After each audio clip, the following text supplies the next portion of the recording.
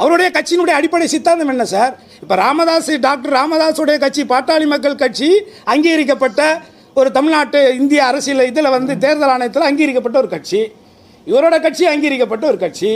ஆனால் அந்த கட்சி பாட்டாளி மக்கள் கட்சி ஜாதி கட்சினா விடுதலை சிறுத்தைகள் என்ன கட்சி? இன்னைக்கு ஏதோ ஒரு அர்ஜுன் ரெட்டி அது மாதிரி ஒருத்தர் சேர்ந்துட்டதுனால அது தேசிய கட்சியாக மாறிடுச்சா? என்னது? முதல்ல உங்களுடைய நோக்கம் என்ன? பொது சிந்தனையா, சுய சிந்தனையா? பொது அரசியலா, சுய அரசியலா? நீங்கள் பொது அரசியல் செய்பவராக இருந்தால் அத்தனை பேரையும் தமிழகத்தினுடைய எதிர்கால சந்ததிகள் அழியப் போகிறது. தமிழகம் குடிகார மாநிலமாக மாறப்போகிறது. ஆகவே இந்த மக்களை காப்பாற்ற வேண்டிய பொறுப்பு உங்களுக்கும் எனக்கும் இருக்கிறது.